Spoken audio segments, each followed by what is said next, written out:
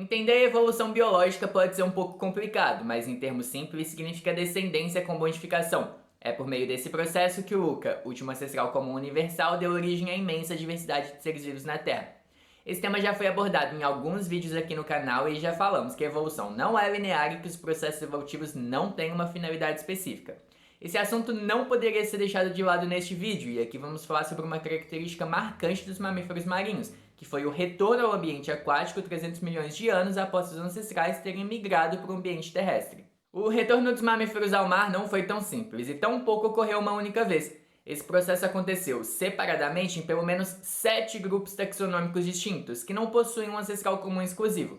Nos cetáceos, grupo das baleias e golfinhos; nos sirênios, grupo dos peixes, bois e dugongos; nos pinípedes, grupo das focas, morsas, lobos e leões marinhos; nas espécies ursos marítimos, os ursos polares; Enidra lutris, as lontras marinhas; nas espécies de preguiças marinhas do gênero Thalassocynus, que já foram extintas; e nos desmostílios, um grupo também já extinto. Os ursos polares e as lontras marinhas são as espécies que há menos tempo voltaram para o mar e são, inclusive, mais relacionadas aos carnívoros terrestres que aos mamíferos marinhos, o que pode gerar uma certa confusão. Algumas fontes, por exemplo, citam que o urso polar, além de ser a maior espécie de urso, é também o maior carnívoro terrestre. Outras fontes, no entanto, dizem que os ursos polares devem ser considerados animais marinhos, pois dependem do gelo marinho para se alimentar, acasalar, dar à luz e amamentar seus filhotes. As lontras também desempenham essas funções no ambiente marinho, mas ao contrário dos ursos, as realizam dentro da água. Portanto, também devem ser consideradas animais marinhos. Uma pergunta fundamental e também a mais difícil de ser respondida é o porquê dos mamíferos marinhos terem voltado para o mar. Os especialistas são capazes de descrever as circunstâncias, as rotas e relações evolutivas e até mesmo alguns comportamentos dos mamíferos marinhos ancestrais, mas a resposta para essa pergunta não é tão simples assim.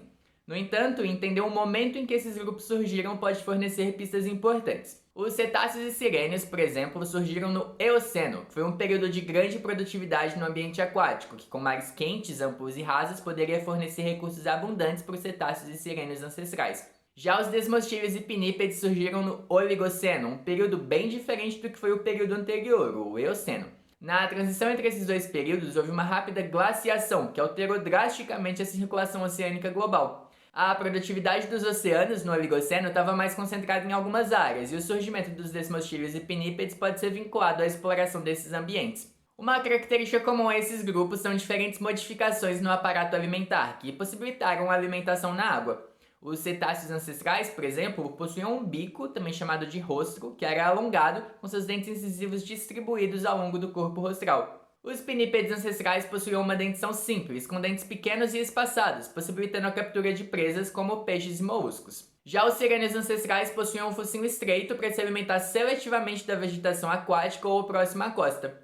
Essas modificações, que aconteceram de forma independente entre os grupos, possibilitaram esses animais explorarem e, consequentemente, ocupar o ambiente aquático. A alimentação, portanto, parece ser um fator-chave na compreensão da evolução dos mamíferos marinhos e, como vimos, esses animais apresentam características morfológicas que estão diretamente relacionadas aos hábitos alimentares no ambiente aquático. No entanto, existem várias outras características que possibilitaram o retorno ao mar, e essas características estão relacionadas aos sistemas musculoesquelético, locomotor, digestivo, respiratório, sensorial e reprodutor. Uma questão fundamental é que esses mamíferos não respiram debaixo d'água da mesma forma que os peixes, mas seu sistema respiratório possui características que possibilitam esse processo. Nos golfinhos, por exemplo, a presença de narinas valvulares, que eliminam água, e laringe intranarial protege o trato respiratório durante a deglutição. Outra característica importante a ser considerada é a locomoção. Os diversos grupos de mamíferos marinhos possuem diferentes modificações que possibilitam uma ótima propulsão na água.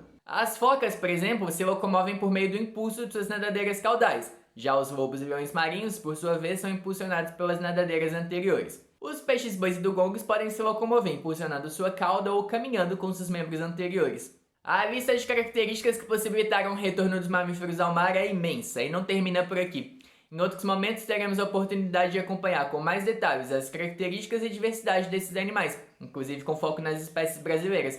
Se você gostou desse vídeo e quer acompanhar os próximos, se inscreva no canal e ative as notificações, assim você será avisado quando sair um vídeo novo. Até lá!